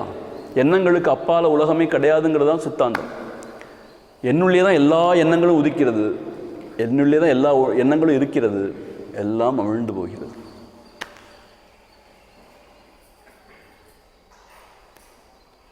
ஒரு ப்ராஜெக்ட் உங்களுக்கு, என்ன ப்ராஜெக்ட்? எண்ணங்கள் இல்லாமல் இந்த உலகத்தை அறிய முடியுமான்னு எனக்கு பார்த்து சொல்லுங்கள். நீங்கள் செய்வீங்களா இந்த ப்ராஜெக்டை, இந்த அசைன்மெண்ட்டை? என்ன ப்ராஜெக்ட்னு கேட்டால், எண்ணங்கள் இல்லாமல் இந்த உலகத்தை பார்க்க முடியுமா, இந்த உலகத்தை அனுபவிக்க முடியுமான்னு கேட்டு எனக்கு சொல்லுங்கள், பார்த்து சொல்லுங்கள். இல்லை பார்த்து சொல்லுங்கள், உடனே சொல்ல வேண்டாம், எக்ஸ்பெரிமெண்ட் பண்ணி பார்த்து சொல்லுங்கள். எண்ணங்கள் கூட தான் இந்த உலகத்தை அனுபவிச்சுட்டே இருந்தோம்னா அப்போ எண்ணங்கள் இல்லாட்டி உலகம் இல்லைன்னு அர்த்தம் ஆக்சுவலாக.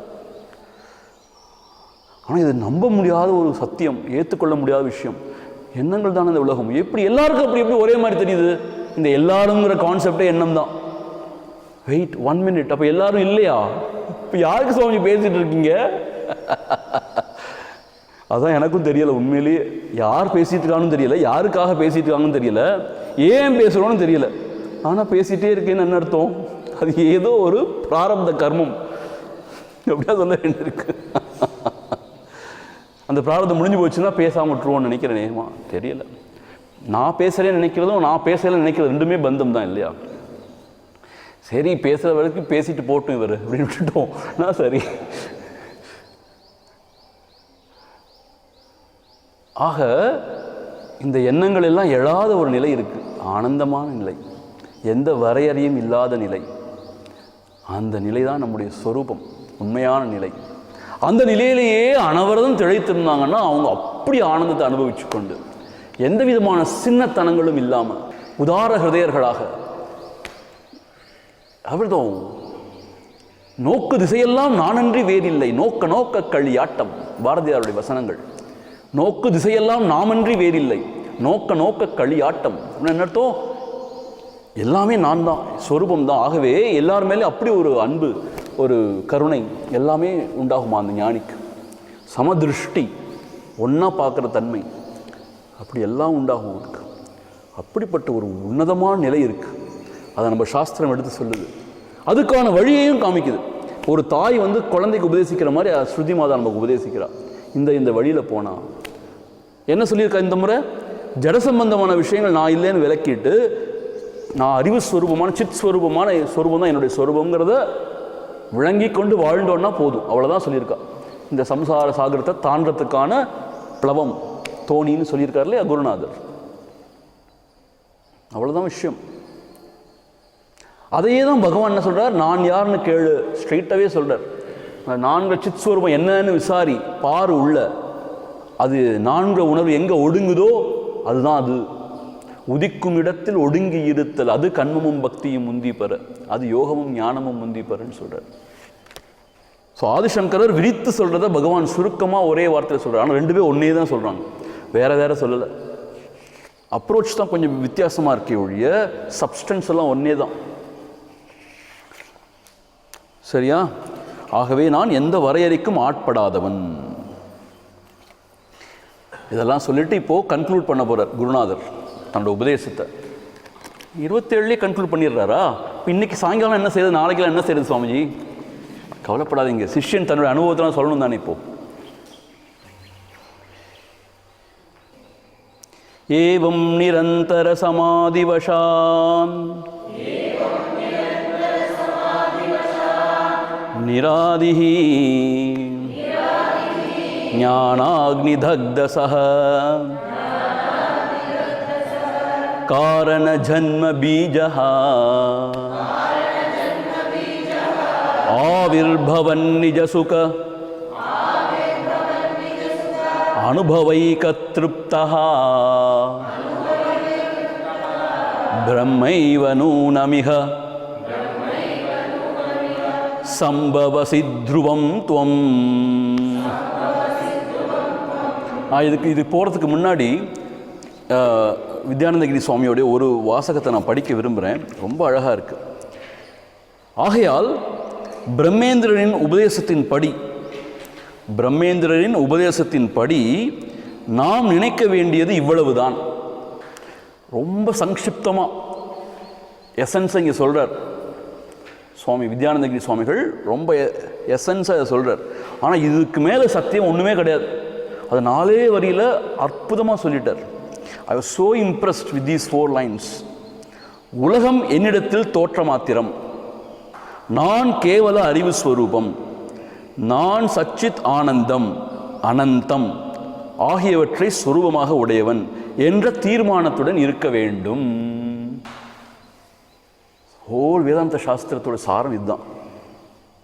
இன்னொரு பண்ண சொல்கிறேன் நான். ஆகையால் பிரம்மேந்திரரின் உபதேசத்தின்படி நாம் நினைக்க வேண்டியது இவ்வளவுதான். என்ன நினைக்கணும் நம்ம? உலகம் என்னிடத்தில் தோற்ற மாத்திரம். அது என்னிடத்தில்ங்கிறார். உலகம் புறம்பா இல்லை, ஸ்வரூபத்தில் தான் உதிக்குது ஒடுங்கு சொல்கிறோம் இல்லையா? என்னிடத்தில் அதுவும் தோற்றம், சத்தியம் கிடையாது. அதுக்குன்னு தனி இருப்போ தனி ஒளிர்வோ கிடையாது. என்னுடைய இருப்பை எடுத்துக்கொண்டு தான் அது இருக்குது. என்னுடைய ஒளிர்வை எடுத்துக்கொண்டு அது ஒளிருது. என்னுடைய ஆனந்தத்தினால எல்லாரும் ஆனந்தத்தில் இருக்காங்க. அது என்னுடைய ஸ்வரூபத்துடைய. ஆகவே அது என்னில் தோற்ற மாத்திரம். நான் கேவல அறிவு ஸ்வரூபம், நான் சச்சித் ஆனந்தம் அனந்தம் ஆகியவற்றை ஸ்வரூபமாக உடையவன் என்ற தீர்மானத்துடன் இருக்க வேண்டும். திஸ் இஸ் தி திங் அப்படின்னு சொல்லி 26ல் 27க்கு வருவோம். ஏவம் நிரந்தர சமாதி வசாத், இப்படியாக நிரந்தர சமாதி வசாத், இடைவிடாமல் நீ சமாதி அபியாசத்தை பழக வேண்டும். சமாதி அர்த்தம் தாரண தியான சமாதி அர்த்தம். நம்ம தியானம்னு சொல்கிறோம் இல்லையா? இந்த தியானமே ரொம்ப பக்குவப்படும் போது, முதிரும் போது அது சமாதியில் போயிடுது. அப்சார்ப்டு ஸ்டேட் அப்படின்னு சொல்லுவாங்க ஆங்கிலத்தில். இந்த மைண்டு இப்படியே ஆடிட்டு இருக்கு இல்லையா? ஒரு கட்டத்தில் எல்லா ஆட்டம் நின்று போய் பட்டுன்னு ஒரு பிளவுபடாத உணர்வு நிலையில் போயிடும். அது அப்சார்ப்டு ஸ்டேட், அப்படி ஒரு ஸ்டேட் இருக்கு. அதான் சமாதின்னு சொல்லுவாங்க. அதை இடைவிடாமல் பழகணும் சமாதி அபியாசத்தை சொல்கிறார். அப்போது தியானிப்பவன், தியானிக்கப்படும் பொருள், தியானங்கிறது தான் ஒன்றா போய் ஒரே உணர்வாயிடும். அதான் அப்சார்ப்டு ஸ்டேட். அப்படி ஒரு ஸ்டேட் இருக்கு. அப்படி நிரந்தரமாக இடைவிடாமல் நீ இந்த சமாதி அபியாசத்தை பழகினால் என்னாகும்? நிராதிகி, ஆதி என்கின்ற தடை விலகும். ஆதி அப்படின்னு ஒரு தடை இருக்கும். அது என்ன? அதுக்கு இங்கே விளக்கம் கொடுக்குறார் சுவாமிஜி. அதை படிப்போம். அதிலேயே நிரந்தரமாக மனதை நிறுத்தி ஒருமைப்படுத்தி வந்தால் நமக்கு பிரதிபந்தமாக நிற்கும். பிரதிபந்தம் தடையின் அர்த்தம், அப்டக்கிள்னு அர்த்தம். பிரதிபந்தமாக நிற்கும் ஆதி எனப்படுகின்ற முன் செய்த கர்மாக்களின் ஏற்படும் மன கஷ்டம், இடைஞ்சல் இல்லாமல் போகின்றது. நம்மளுடைய கர்ம வினை சொல்கிறோம் இல்லையா? அந்த கர்ம வினையினால தான் நமக்கு இந்த மனக்குழப்பமோ இடைஞ்சலோ அவஸ்தையில் எல்லாம் ஏற்படுது. அதுதான் ஆதின்னு குறிக்கிறாராம். அதெல்லாம் இல்லாமல் போயிடும் இந்த மாதிரி நிரந்தரமாக சமாதி அபியாசம் பழகினா. ஆதி என்பது தற்சமயம் நம் கண்ணுக்கு புலப்படாதவை, அதாவது நாம் முன் செய்த பாவங்கள். வியாதி என்பது இப்பொழுது நாம் அனுபவிக்கும் தேகத்தின் கஷ்டம். இந்த ரெண்டுக்கும் வித்தியாசப்படுத்தி காமிக்கிறார் ஆதி வியாதிக்கு. அப்புறம் சொல்கிறார், யோக வசிஷ்டத்தில் என்ன சொல்லியிருக்குன்னு கேட்டால், அஜ்ஞானத்திற்கு வசப்பட்டு இந்திரிய நிகிரகம் இன்றி, இந்திரிய கட்டுப்பாடு இன்றி, சித்த சாந்தியை இழந்து ராகத்வேஷங்கள் தொடரவே இது கிடைத்தது இது கிடைக்கவில்லை என்ற ஜட சிந்தனையினால் மகா மோகத்தை கொடுக்கும் மன உளைச்சல் ஆதி எனப்படும். மன உளைச்சல் தான் இங்கே ஆதிங்கிறார். கர்மம் செஞ்ச வினை அதை அனுபவிக்கிறோம் இல்லையா? அப்போ மன உளைச்சல் ஏற்படுதே, அதுதான் ஆதிங்கிறார். இந்த நிராதிகினா எல்லா இடர்பாடு, எல்லா மன உளைச்சலும் நீங்கிவிடும். மழைக்கால தூறல் போல் இடைவிடாமல் இடைஞ்சல் செய்யும் என்று யோக வசிஷ்டம் சொல்கிறது. ஆக ஏவம் நிரந்தர சமாதி வசான் நிராதிகி, பழைய செய்த கர்மாக்களின் அந்த பலாபலன்கள் அதெல்லாம் வினை பயன்னு சொல்ல அதெல்லாம் இல்லாமல் போயிடும். அதுதான் நமக்கு இந்த துன்பத்தை கொடுக்குது, மன உளைச்சலை கொடுக்குது. சரி, நான் திரும்ப திரும்ப சில சமயம் சொல்கிறது உண்டு. உலகத்தில் சில பேர் பார்க்குறோம், ஆரம்பத்துலேருந்தே முடிவு வரைக்கும் அவ்வளோ பெரிய துன்பம் இல்லாமல் அப்படியே லேசாக நல்லா வாழ்ந்துட்டு போயிடறாங்க, எல்லாமே சரியாக அமைஞ்சு போயிடுது. சில பேருக்கு துன்பமாக இருக்குது வாழ்க்கையில். ஏன் நம்ம யோசித்து பார்த்தோம்னா கடைசி இதுதான் கன்க்ளூஷனுக்கு வர வேண்டியிருக்கு. ஏதோ முன் ஜென்ம இதுதான் வினைதான் சொல்ல வேண்டியிருக்கு. ஆக பாவம்ங்கிறது அது பரிணாமம் அடையும் பொழுது துக்கம் ஏற்படுகிறதுன்னு சொல்கிறாங்க. புண்ணியங்கிறது இது பரிமளிக்கும் பொழுது சுகம் ஏற்படுதுன்னு சொல்கிறாங்க. சாதாரண சுக துக்கத்தை பற்றி பேசுகிறேன் நான், ஆனந்தத்தை பற்றி பேசலை. ஆனந்தம் ஒரு இயல்பு. ஆக நிரந்தர அபியாசம் செஞ்சோன்னா இந்த கர்ம வினைகள்லாம் நம்மளை தாக்காது, இந்த ஆதிங்கிற இடர்பாடெல்லாம் இல்லாமல் போயிடும். ஏன் அகங்காரியே இல்லாமல் போயிடுறான், அப்போ யார் அனுபவிக்கிறது அப்படிங்கிற மாதிரி ஆதி இல்லாமல் போயிடும். அது மாத்திரம் இல்லை, ஞானாக்னி தக்த சககாரண ஜன்ம பீஜகா. ஞானாக்னி, ஞானம் என்கின்ற நெருப்பால் என்ன ஆயிடுது? ஜன்ம பீஜகா தக்த. ஜன்ம பீஜகான இந்த பிறப்பிற்கு காரணமாகி, பீஜம்னா விதை, நம்ம பிறக்கிறோமே திருப்பி, அதுக்கு என்ன விதை காரணம் என்னன்னு கேட்டால் நம்ம செஞ்ச கர்மங்கள். அந்த கர்மத்துக்கு காரணம் என்னன்னு கேட்டால் சக காரணம்னு சொல்கிறாரு அஜ்ஞானம். அஜ்ஞானத்தினால தான் காமம், ஆசை வருது. ஆசையை பூர்த்தி செய்ய தான் கர்மத்தில் ஈடுபடணும். ஆக ஜன்ம பீஜகான்னா கர்ம வினை, அதுக்கான காரணம் அஜ்ஞானம். இவை எல்லாம் ஞானாக்னியால் பொசுக்கப்பட்டு விடும். இவன் நிரந்தர சமாதி அபியாசம் பழகினான்னு சொன்னால், ஒன்று ஆதின்னு சொல்லக்கூடிய மன கஷ்டம், மன உளைச்சல்லாம் அடங்கிடும், இல்லாமல் போயிடும். ரெண்டாவது, பிறப்புக்கு காரணமாகிய கர்ம பந்தனம் ப்ளஸ் அதுக்கு காரணமாகிய அஜ்ஞானம், இதெல்லாம் அழிஞ்சு போயிடும். அப்புறம் ஆவிர்பவன் நிஜ சுகானுபவைக்க திருப்தா. உள்ளத்தில் அப்படி பொங்கி பெருகுமா அந்த ஆனந்தம், நிஜ சுக, அதான் நிஜ சுகானுபவ. அது உள்ளத்தில் அந்த ஆனந்தம் பொங்கி பெருகும் பொழுது என்ன ஆயிடுது? திருப்தா. அப்பா நிறைவா இருக்கு, இனி எனக்கு ஒன்றும் வேண்டாம் இந்த உலகத்திலிருந்து அப்படிங்கிற ஒரு திருப்தி. இதுதான் எல்லாருக்கும் தேவை ஆக்சுவலாக. ஆறுதல், திருப்தி. No want, that is the highest gain. No want, திருப்தி. ஸோ என்ன ஆயிடுது? உள்ளத்தில் அது எல்லையில்லாத ஆனந்தம் பரிமளிக்கும் பொழுது இந்திரியங்கள் கொடுக்கக்கூடிய சுகம் ரொம்ப அற்பம்னு தெரிஞ்சு போயிடும், அது போலின்னு தெரிஞ்சு போயிடும், அர்த்தமே இல்லைன்னு தெரிஞ்சு போயிடும். ஆக உலகத்தை நாடவே மாட்டோம் எந்த விதத்துலையும். அப்படி ஒரு சுகக்கடல் பொங்க சொல்லுணர் வடங்க சும்மா பொருந்திடு அங்கே அருணாச்சலம் சொல்கிற மாதிரி அந்த ஆனந்தத்தில் மனம் திளைத்து ஒடுங்கி போன உடனே எதையுமே நாடாது. அப்போ என்ன உணர்வு இருக்கு? பூரணமான நிறைவு. அதுதான். ஸோ என்ன ஆயிடுது? அந்த பிறப்பு காரணமாகிய கர்மபந்தனம்லாம் அழிஞ்சு போயிடுது. அந்த கர்மபந்தனத்துக்கு ஹேத்துவாகிய அஜ்ஞானம்லாம் அழிஞ்சு போயிடுது. அழிஞ்சு போனதுனால அந்த ஆனந்த வெள்ளம் உள்ளத்திலே பெருகுகிறது. அது பெருகும் பொழுது திருப்தி.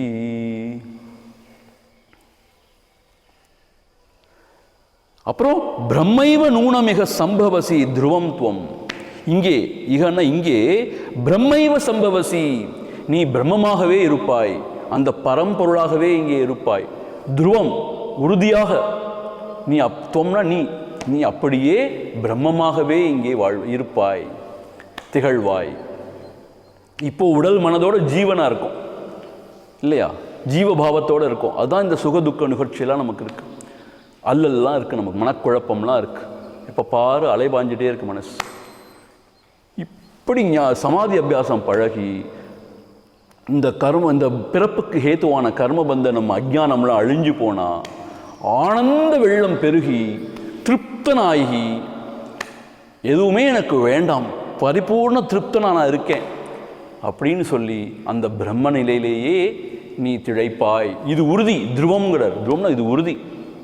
இது சும்மா விளையாட்டுக்கு சொல்லலாம், நிச்சயமாக இப்படி தான், இதுவே திண்ணம். நீ உறுதியாக அப்படி திகழ்வாய். ஆகவே நீ என்ன செய்யணும்? சமாதி அபியாசம் பழகணுங்கிறார். அதுக்கு சுவாமிஜி கமெண்ட்ரியில் சொல்லியிருக்கார். நான் அதை வாசிக்க போகிறேன். ஏன்னா இதெல்லாம் ரொம்ப அருமையான வாசகங்கள். இதெல்லாம் கொஞ்சம் டைம் எடுத்தாலும் பரவாயில்ல. I want to read this out. பாருங்கள் என்ன சொல்கிறார் சுவாமிஜின்னு கேட்டால், இப்படி நிரந்தர சமாதி பண்ணினால்தான் நமது பழைய வாசனைகள் போகும். சமாதி என்றால் பிராணன் முதலியவைகளை அடக்கி கண்களை மூடி உட்கார்ந்திருப்பது அல்ல. நல்லா கேட்டுக்கோங்க. சமாதி என்றால் பிராணன் முதலியவைகளை அடக்கி கண்களை மூடி உட்கார்ந்திருப்பது அல்ல. மேற்சொன்ன ஆத்ம தத்துவத்தை எப்பொழுதும் மனதில் வைத்துக்கொண்டு இருத்தலே சமாதி எனப்படும். இதெல்லாம் ரொம்ப சூக்ஷ்மமான விஷயங்கள் சொல்ற. அடுத்து ஒரு உண்மையான அத்வைத்தியா அந்த பரம்பரையில் வந்ததுனால இதை சொல்ல முடியுது அவரால்.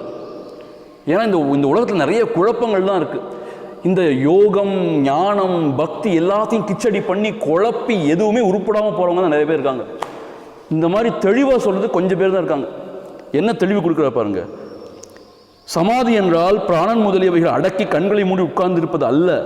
மேற் சொன்ன ஆத்ம தத்துவத்தை எப்பொழுதும் மனதில் வைத்து கொண்டு இருத்தலே சமாதி எனப்படும். அந்தந்த அதிகாரிக்கு தக்கவாறு இந்த சமாதி காலம் நீடிக்கும். அவ்வாறு சமாதி செய்வதால் அஞ்ஞானத்தை பொசுக்கக்கூடிய அளவிற்கு சக்தி ஞானத்திற்கு வருகிறது. அதனால்தான் இந்த ஞான சமாதியை நிரந்தரமாக பண்ண வேண்டியிருக்கிறது. அப்படி சக்தியடைந்த அந்த ஞானத்தினால் ஜன்மத்திற்கு காரணமான கர்மாவும் அந்த கர்மாவிற்கு காரணமாக இருக்கும் அவித்யையும் எரிந்து போகிறது. அதாவது கர்மாவுடன் சம்சார பீஜம் ஆகிய அவித்யை அழிந்து விடுகிறது.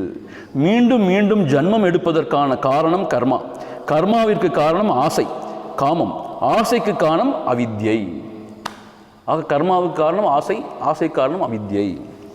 இங்கு சமாதி என்று சொல்லப்படுவது ஞான நிஷ்டை.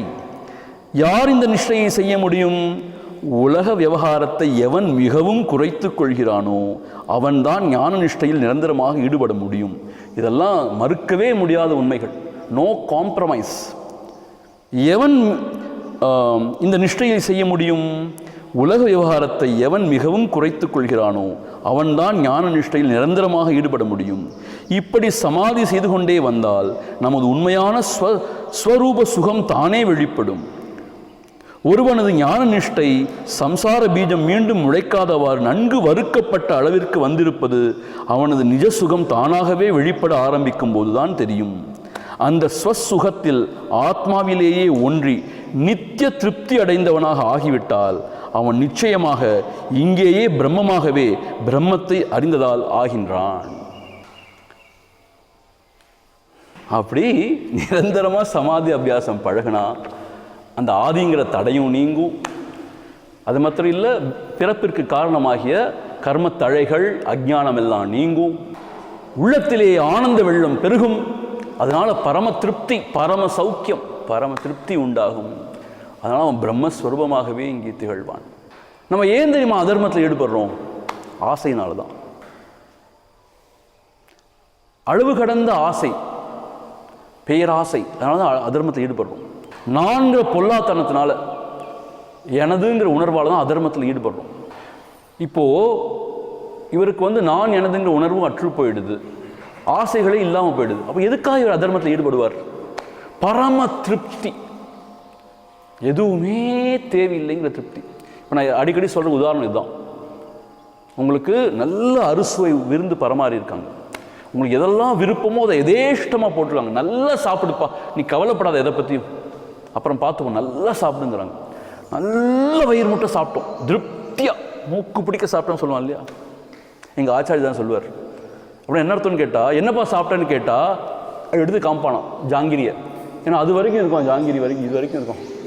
அவன் எடுத்து காமிக்க முடியுமா? அப்படியே எடுத்து அந்த மாதிரி சாப்பிட்டான், மூக்கு பிடிக்க சாப்பிட்டா அதுதான் அர்த்தம். சாப்பிட்டான். சாப்பிட்ட பிறகு நல்ல ஒரு வெஜிடபிள் பிரியாணி இருக்கு, கொஞ்சம் போட்டுக்கோங்கன்னு சொன்னால் ஐயோ வேண்டாம் வேண்டாம் வேண்டாம்பா. இல்லை இல்லை கொஞ்சம் போட்டுக்கோங்கன்னு சொன்னா ஐயோ வேண்டாம் அப்படியுமா. ஏன்? அவனுக்கு திருப்தி. நான் அப்படி இனிமேல் சாப்பிடவே முடியாது. வேண்டாம்ப்பா, எல்லாம் சாப்பிட்டாச்சுப்பா, நீ ஒன்றும் வேண்டாம். ஐஸ்கிரீம், ஐயோ ஐஸ்கிரீம் கூட வேண்டாம். சில சமயம் அப்படி எனக்கு தோணும் தானே, வேண்டாம், வாந்தி எடுத்துடும் போல வருது எனக்கு. அப்படின்னா அவ்வளோ brim to the brim. Falooda, அதுக்கு மேலே குலாப் ஜாமுன், சிஷிஷு, அதெல்லாம் வேண்டாம். தெரியுமா உங்களுக்கு? ஃபலூடா மேலே ரோஸ் மில்க்கு அதெல்லாம் விட்டு குலாப் ஜாமுன் போட்டு சாப்பிடலாம், தெரியுமா? ஐயோ வேண்டான்னு சொல்லுவான். ஏன்? அவன் பரம திருப்தி அடைஞ்சிட்டான். அப்படி அந்த ஆனந்த சாகரத்தில் எல்லையில்லாத அனந்தம், எல்லையில்லாத அழிவே இல்லாத மாறாத அந்த ஆனந்தத்தை திளைக்கும் பொழுது அந்த மனமே இல்லை. அங்கே உலக விஷயத்தை யாராவது நாடுவாங்களா? அற்பமான இந்த சுகத்துமே யார் ஓடுவாங்களா? சீ சீ சீ சீ. ஆரமுதுன்னும் ஆசை படைத்தவர் கள்ளினில் அறிவை செலுத்துவரோ. ஆகவே அவன் அதர்மத்துக்கு இடமே கிடையாது. எதுக்காக இந்த உலகத்தில் நம்ம இவ்வளோ பொருள் சேர்க்கிறோம்? போகத்தை நிறைய அனுபவிக்கணுங்கிறதுக்காக. போகமே அவனுக்கு தேவையில்லை, அப்புறம் பொருளுக்கு என்ன மதிப்பு இருக்குது? ஆக்சுவலாக போக புத்தி போயிட்டா காசு பணத்துக்கு அர்த்தம் இல்லாமல் போயிடுது. ஆக்சுவலாக போகத்தை அனுபவிக்கணுங்கிற அந்த வேட்கை இருக்கிற வரைக்கும் தான் அந்த காசு பணம் வேணும் வேணும் வேணும். அப்புறம் செக்யூரிட்டி ஒன்று இருக்குது. நான் அழிஞ்சு போயிடுவேணும், நான் அழியாமல் இருக்கணும். நீ தான் அழியவே மாட்டே, அப்புறம் எதுக்கு உனக்கு செக்யூரிட்டி? இன்சூரன்ஸ். நீ எப்போ இன்சூர் பண்ண முடியும் என்னுடைய வாழ்க்கையை? அவர் தான் இன்சூர் பண்ணணும். நான் இன்சூர் பண்ணணும். எப்படி? ஆத்மாவில் இருந்து நான் அழியாதவன்கிறத நீ எப்படி இன்சூர் பண்ண முடியும்?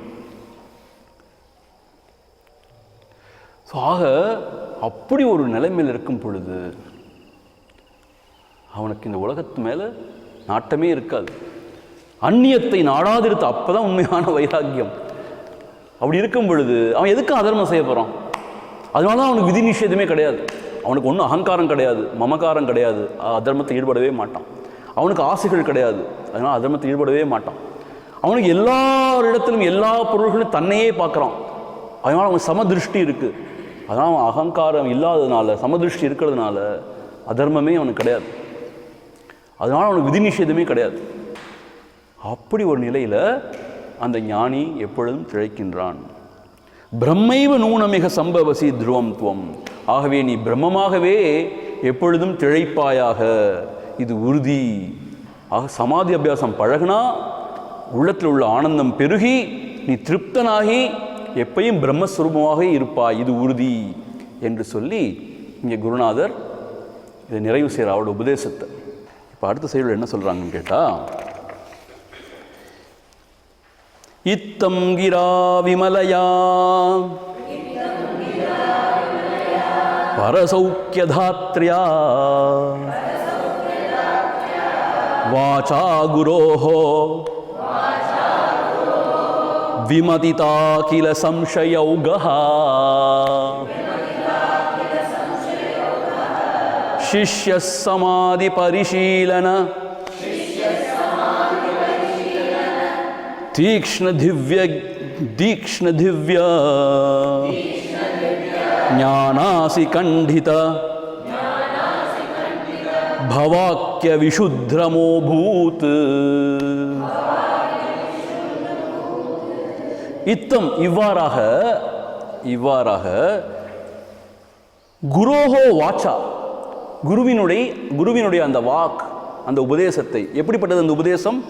விமலையா, ரொம்ப பரிசுத்தமானது. நம்ம இதயத்தில் பரிசுத்தத்தை கொண்டு வரக்கூடியது. விமலையா, அப்பழுக்கற்ற இந்த உபதேசம். பரசௌக்கிய தாத்ரியா, உண்மையான சௌக்கியத்தை கொடுக்கக்கூடியது. என்ன? ஹ்ரீம் பரசௌக்கிய, என்னது அந்த திருஷதியில் வருமே, பரசௌக்கியதா. அம்பாள் என்ன சொல்கிறாருன்னு கேட்டால் பரசௌக்கியதா, பரசௌக்கியத்தை கொடுக்க வல்லவளா, பரசௌக்கியதா. இங்கே அதே வார்த்தை யூஸ் பண்ணுறா பாருங்க, பரசௌக்கிய தாத்ரியா. எது பரசௌக்கியத்தை கொடுக்கக்கூடியது? குருவினுடைய வாசகம், குருவினுடைய உபதேசம். ஏன்? எல்லா ஆதிங்கிற எல்லா கர்ம வினைகளுடைய அதெல்லாம் நீக்கி பிறப்பு காரணமாகிய இந்த கர்ம தலைகள் அஜ்ஞானத்தை அழித்து அந்த பூரண சுகத்தை கொடுத்து நம்ம திருப்தனாக்கிடுது, பிரம்மஸ்வரூபமாக ஆக்கிடுது. அதனால அதுதான் என்னது? பரசௌக்கிய தாத்ரியா. அப்படிப்பட்ட அந்த வாசகத்திலே கிரா, he is delighting in it, அதிலேயே அவன் ரமித்தவனாகி அகில சம்சயௌகஹ விமதிதா. என்ன அர்த்தம்? எல்லா சந்தேக விபரீதங்களும் ஒழிந்து போனவனாய், அழிக்கப்பட்டவனாய். வாழ்க்கையில் பெரிய விஷயம் கேட்ட சந்தேகம். இப்போ இதெல்லாம் சொல்கிறாங்களே, இது உண்மையாக இருக்குமா? அப்படி ஒரு சந்தேகம் இருக்குது நமக்கு. கேட்குறதுக்கு நல்லா தான் இருக்குது, இதெல்லாம் சாத்தியமா? இதெல்லாம் சந்தேகம் தான் இல்லையா? ஆனால் அவர் அப்படி சொல்கிறாரு, நீங்கள் இப்படி சொல்கிறீங்களே, என்னது இது? சந்தேகம். இப்போ சந்தேகம் இருக்கிற வரைக்கும் நிம்மதியே கிடையாது மனசில். இந்த சாஸ்திரமே எதுக்கு ஏற்பட்டதுன்னு கேட்டால் சந்தேக விபரீதத்தை நீக்கிறதுக்காக சாஸ்திரமே ஏற்பட்டது. ஆனால் இந்த புத்திசாலிகளுக்கு சந்தேகம் தான் ரொம்ப பெரிய விஷயம். ஒருத்தர் அதிக புத்திசாலியாக இருந்தால் அதிக சந்தேக பிராணியாக இருப்பான். ஏன்னு கேட்டால் அவனுக்கு எல்லாத்தையுமே நம்ப முடியாது. எப்பயுமே யோசிச்சுட்டே இருப்பான், இது இப்படியா அப்படியா, எனக்கு இப்படி தான் தெரியுது, ஆனால் அப்படி இருக்குமா, அப்படியா அப்படியா அப்படியா அப்படின்னு ஒரு கொஸ்டின் இருந்துகிட்டே இருக்கும். அப்படி கொஸ்டின் பண்ணணும் தான், அதுவும் தத்துவம்னு வந்தாச்சுன்னா அதை கொஸ்டின் பண்ணணும் தான். You understand? ஸோ இப்படி சந்தேக விபரீதம் இருக்கிற டவுட்டிங் தாமஸ் இருக்கிற வரைக்கும் மனத்தில் நிம்மதியே இருக்காது.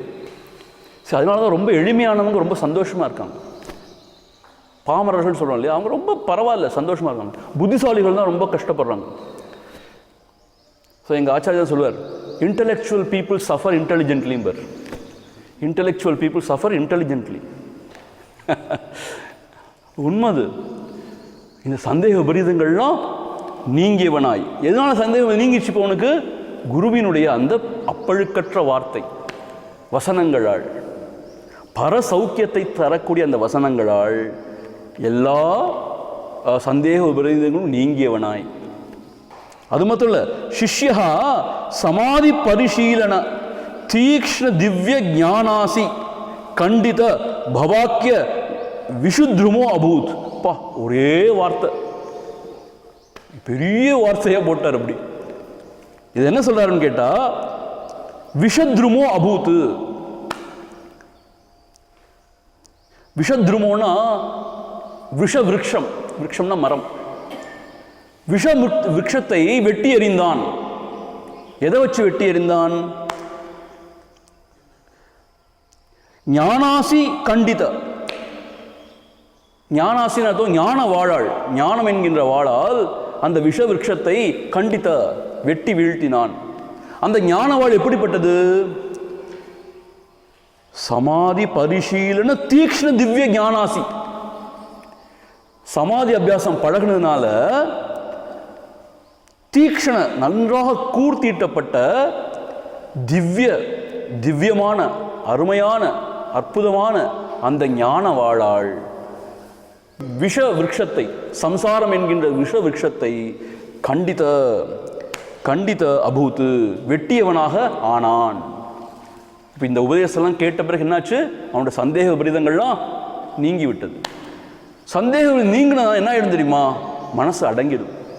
புத்திசாலிகளுக்கு தான். சரி, ஆக்சுவலாக புத்திசாலிகளுக்கு இந்த புலன் விஷயத்தில் பெரிய நாட்டம் கிடையாது, பெரிய விஷயம் கிடையாது. அவங்களுக்கு எதுவுமே அவங்களுக்கு பெரிய விஷயம் கிடையாது. பட் சந்தேகம் வந்தால் மாத்திரம் அவங்களால ஒன்றும் செய்ய முடியாது. They are clean bolt. சந்தேகம் வந்தால் மனசு ஒடுங்காது. ஸோ அவங்களுக்கு குரு என்ன செய்கிறார்? பல வகையான ஞான உபதேசத்தினால அந்த சந்தேகத்தை எல்லாம் நீக்கிடுறார். அந்த புத்திசாலிகளுக்கு சந்தேகம் நீங்கினா போதும், அவங்களோட மனசு ஸ்வரூபத்தை ஒடுங்கிடும். இப்போ என்ன ஆகுது? சமாதி அபியாசம் அவனுக்கு ஈஸி ஆகிடுது. தெளிவு வந்துடுது. தெளிவு வந்துச்சுன்னா சமாதி ரொம்ப ஈஸி. தெளிவு இல்லாத வரைக்கும் தான் இந்த சமாதினா என்னன்னே தெரியாது. சும்மா கண்ணை மூடி சமாதியில் இருக்கேன்,